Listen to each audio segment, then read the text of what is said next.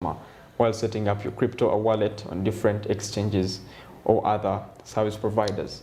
So we have to look at consumer protection. How do you protect the end user of this technology? Do we have a comprehensive law that can be able to address different security issues that come along? Maybe there is liquidation of the company, or someone has lost their money, it has been hacked. Is it a fault of the user? Is it a fault of the service provider? And how do we go about the two issues? So there are different angles through which regulation can help us bring out the maximum potential of this technology. But most importantly, world over, the law is always the last thing to catch up with innovation.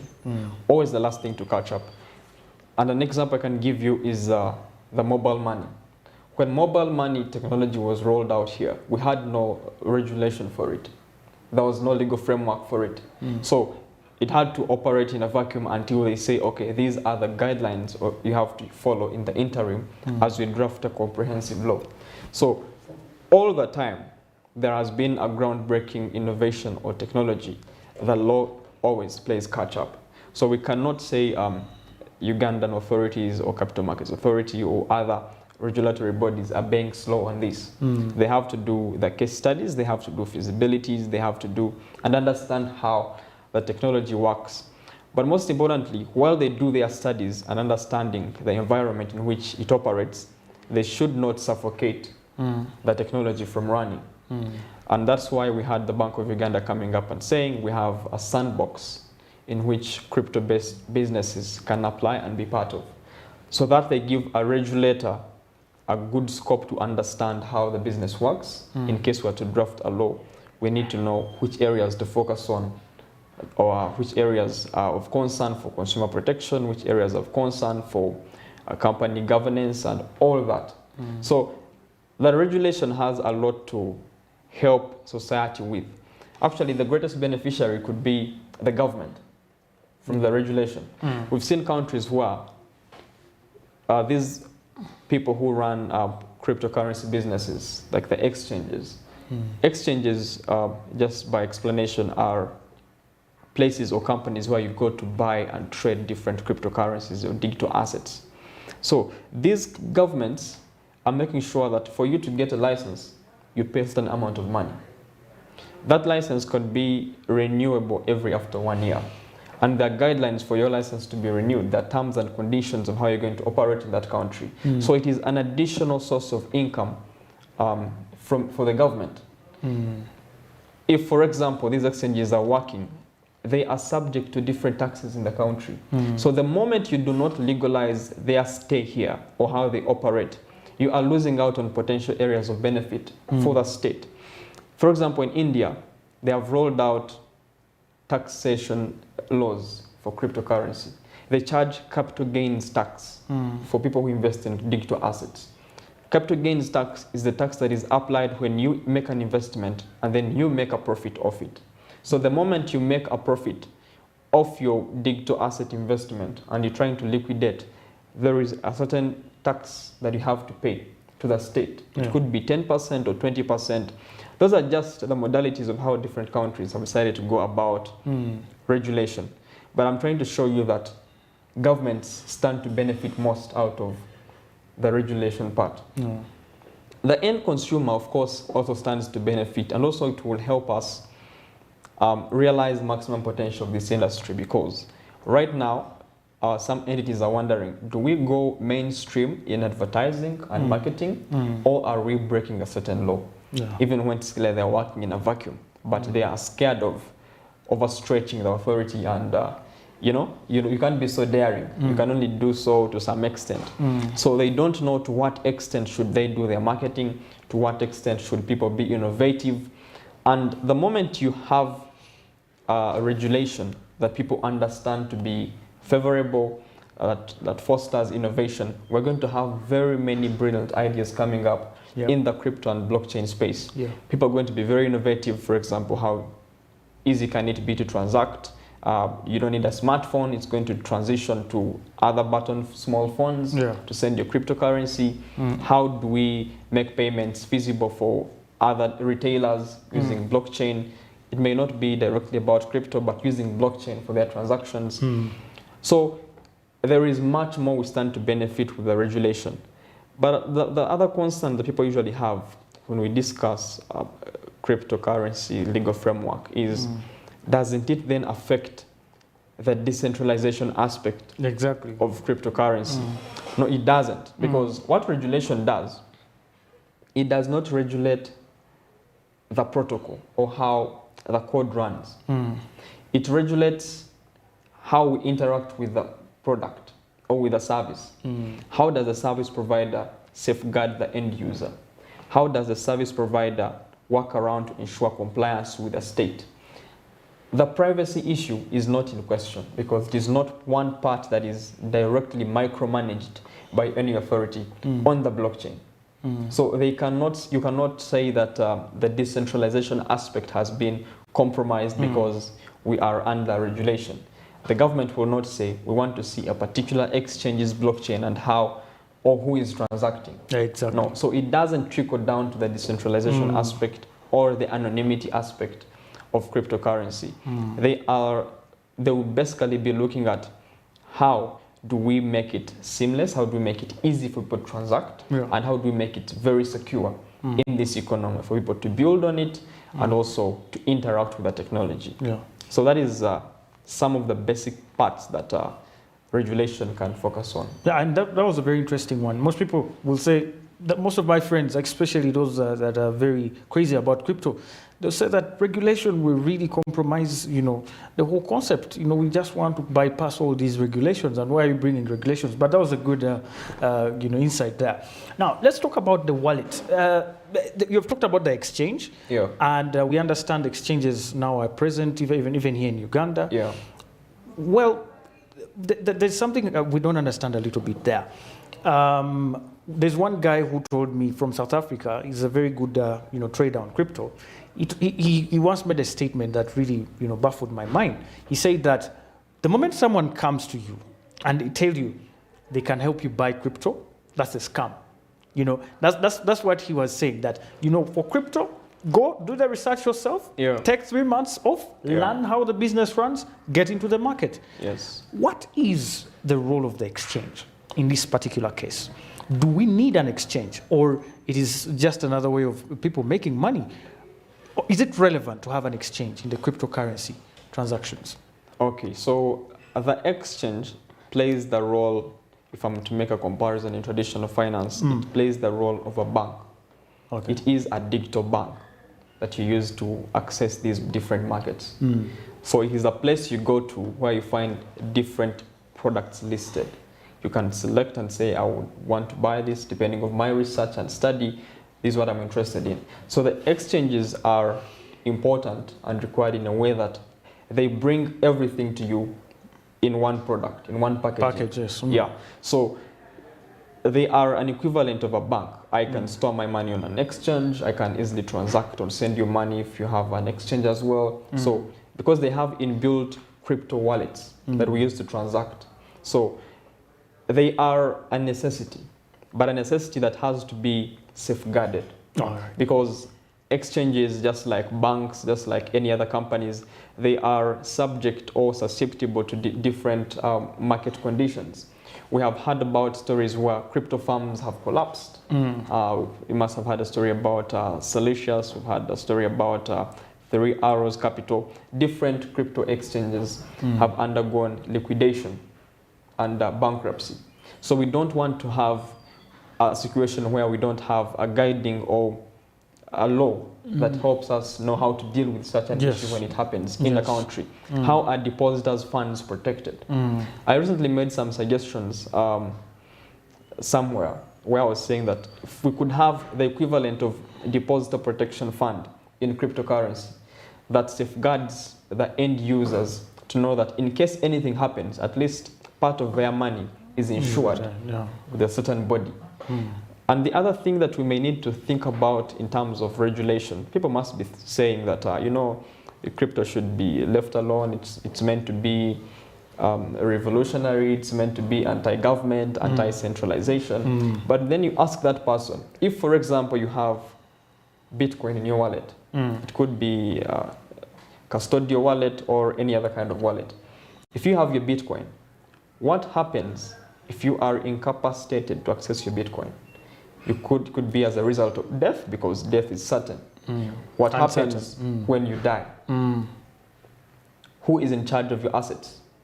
Because these are assets Because that are you've going been to doing be- everything on your own. Exactly. No So next of kin. You nothing. only think about yourself Yes. as an individual. So in the case that such a thing happens, you You could lose the be money. unconscious, but someone knows that this guy has all his investment in crypto. Yeah. It's in Bitcoin. How do you then access his funds to help him or save his life? Or in case, in the unfortunate event that he has passed on, how do we recover his investments to sustain his family and make sure that they have a decent life? Yeah. What people don't look at is the aspect of probate. In law, it's called probate. How do you transfer your wealth to the next generation? Yeah. We might have to have a very interesting scenario where we go down to understand how these exchanges operate. What modalities do they have in place to ensure that my and your next of kins can easily access our funds when we are not here anymore? So right now, we don't have such regulatory framework anywhere. So I don't know that if I'm writing a will, for example, Barry, if I'm writing a will, I don't know how to bequeath my Bitcoin, because there is no known procedure. Some of these entities operate from other countries, from the US, from the UK, but they have arms in different countries, like here. So how then do I access my funds, or how does my family access my funds or my investment in case I'm not here? What procedure do we have to go through to access that, to ensure that there is there's no crisis? So when we're looking at regulation, those are some of the things that are very, very key and important to think about. These exchanges, just like banks, we know there are forms we fill with the bank. You put your next of kin. There is a procedure to follow in case the deceased has their money stuck in the bank and the family is trying to figure it out. Definitely. There is a procedure to follow. Yeah. Same thing with exchanges. Yes. So we need to know for certain that this is how you go about it when it happens. Yeah. And that's the thing that can be made concretely certain by regulation, by law. So those are some of the things we stand to benefit when we legalize this space. Oh, nice, interesting. Are the services of exchanges only limited to, like you said, the store of crypto and also helping people access crypto, or they also have facilities to help, like in investor education, or helping people to access their money through, I don't know how cryptocurrency does it, but we have, for example, ATM cards for banks. Are there those other services that come off the exchange? Yes. The other services, people can have their money deposited on an exchange, what we call staking. You stake your money, which is the equivalent of like a fixed deposit account. All right. There is a known APY, which is annual percentage yield per year. So there is that different services that are offered by exchanges. Yeah. So you don't have to trade directly, trade your money every day and be subject to all those risks and the conditions or factors of the market. Yeah. You can put your money somewhere in a secure investment using an exchange where you're guaranteed a certain rate of return after a certain period of time. So there are different services that are provided by different exchanges. And important to note is that we have not yet lived up to half the innovation or half the potential of this industry. We're going to see more innovations coming up. What other services does the exchange provide? Because, for example, there is an upcoming partnership between MasterCard and another service provider whose name I've forgotten, that are trying to issue Visa cards that are Bitcoin enabled. So if you have Bitcoin, you can have a Visa card, the equivalent of a Visa card, to transact using a card. Yeah. So you can transact from anywhere. So we're also having another innovation where people send Bitcoin and the other person receives dollars in case they don't want to take Bitcoin. Yeah. So we're having a series of innovations coming up whose potential we are likely to suffocate if we don't set up guiding laws. Yes. The European Union recently they agreed to pass a bill that focuses on digital assets. It's known as the MiCA. So what that law does, it's going to be the first comprehensive legal framework the world will be seeing.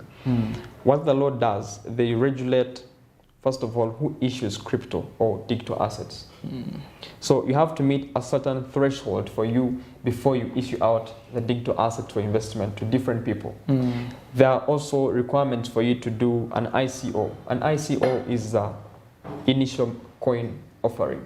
Wow, just like the IPO. Exactly. That's so interesting. it's the equivalent of the IPO in traditional finance. Yes. So it's known as the ICO. If you're going to do the ICO, there has to be a criteria for you to follow. Because we know that right now, the Capital Markets Authority Act states that you must issue a prospectus, you must do a reporting after a certain period of time, you must meet a certain standard. Same thing with ICOs. If you're going to issue a token for consumption of the public, there has to be a known procedure for you to follow.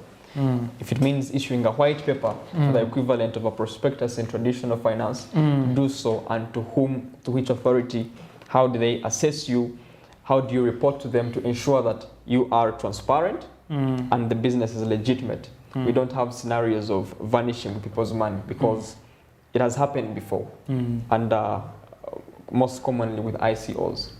People just come, they issue, yes, we have a new token, we have a new digital asset you can invest in, and then what we know as, it's called a rug pull. They disappear. After a while, they vanish. People lose their money. So states have had concerns about that. And I think the earlier we draft regulations and guidelines around ICOs and other digital asset-related business mechanisms, the better for us to operate in a more safer consumer protection environment. Wow, that's amazing. You know, when you talk about the ICO, I now see the picture. You know, you can have someone actually, can someone actually mine a coin and they have it amongst the cryptocurrency coins? I don't know, maybe you'll tell me as well. But many Ugandans have also been able to get into startups and, you know, fintechs and so on. Yeah. Should also young people and other people who are enthusiastic out there start looking out for such opportunities in kind of coming up, you know, mining Bitcoin, cryptocurrency coins, rather, you know, and doing all these other cool stuff? Okay, so what I usually tell people who are interested in this field is don't be so blinded to look at trading. I don't trade. Skillhaven as a company doesn't trade. Because when you're trading, you are at risk, daily risk. Those are people who are concerned with the daily movement of prices, Bitcoin or Ethereum or different crypto assets. It should be looked at as an investment. When you're making an investment, give it time, let it do its thing, let the market do its thing, have targets. So you don't have to concern yourself with the daily movement of prices. Now we are in a dip, it's a bear market phase. When is the next bull run coming? So you can put yourself out of that risk and constant pressure. But most importantly, people who are interested in this field, they have to know that they are pioneers. We are in an industry that hasn't lived for 12 years here. So the question is going to be, in the next few years, for you who got to know about blockchain technology 20 years ago or 15 years ago, what new thing have you done or created as a service, as a business to the industry? So we have to look at how does the industry or how does the technology known as blockchain benefit us in entrepreneur means? How does it make commercial sense for us? What product or what innovation are we providing in this technology that is going to ease whoever is interested in it, how they interact with it, what makes you money, in other words, in this industry, other than trading directly. For example, people are making innovations in how you get to transact, that is building up different exchanges, building different things. People are building up systems that ease loans, credit facilities using Bitcoin or other digital assets as your collateral. So we need innovation in this space. It is a growing space. In around 1995 to around 2006, when the internet was still a nascent field and people were very suspicious about it, there was a group of people that sat down and said, this technology is here to stay. We must find ways to earn from it by providing a service to everyone else. How do we make people's lives easier while using this technology here? Same thing people should think about when they think about blockchain. That's how we have social media coming up, Facebook, Twitter, and the likes propping up. We have Amazon and all other internet-based companies coming up because they thought ahead of time and they said, this innovation is here to stay. Yeah. How then do we position Can you ourselves? contribute? Yes, you contribute to its usage and be a part of the entrepreneurs who succeed from that end.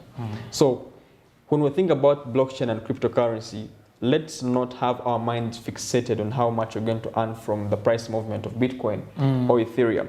Let's have an entrepreneur or business approach to it. What new thing can you add to the blockchain industry in Have Uganda? a long-term vision. Yes, have a long-term vision. How actually you should consider, how doesn't the industry pay me, but how do I pay it for me to be able to earn from it in the long term? So the moment we have a commercial sense in it, an innovative approach, an entrepreneurial perspective to it, we stand to benefit so much. The next biggest companies are going to be blockchain-based companies. Right now, if someone has been following up venture capital funding, right now the most amounts of money are channeled into blockchain and cryptocurrency businesses. So even for investors, it's the next big thing because it's irresistible.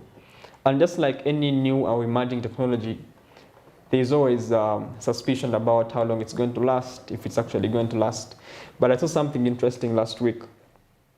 There was a headline when the radio as we know it, a radio, when it was first rolled out, there was a headline in the newspapers way back that the radio is just a passing fad.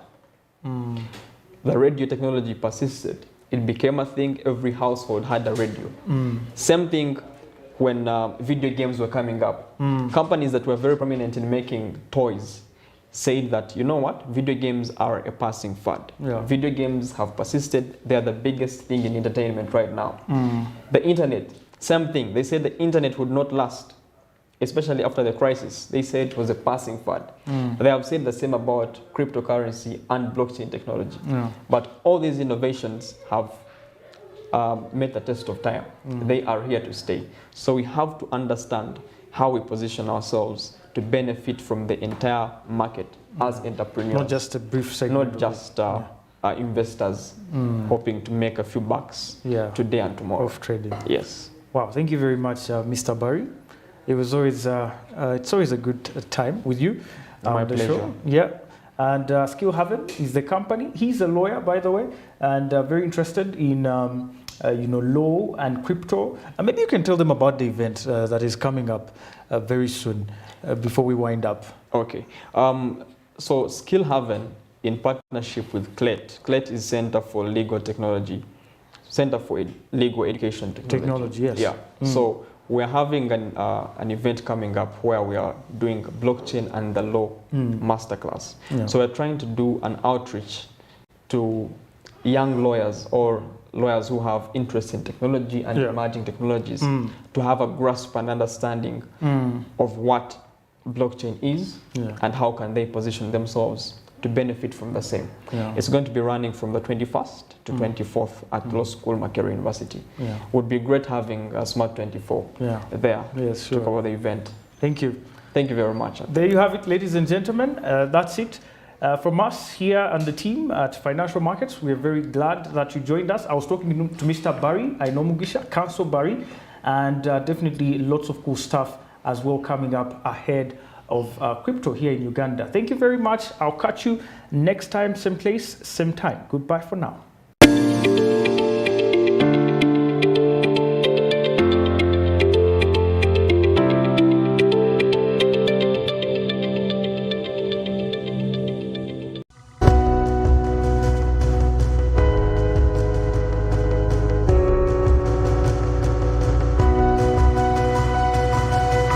Smart 24, driving business.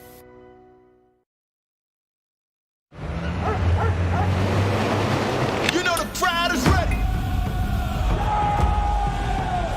Okay, we gotta go live now. appreciate everyone tuning in to SuperSport. Welcome all over the world.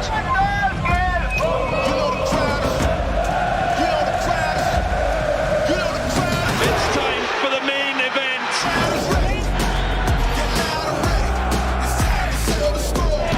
We've waited a very long time, an age for some.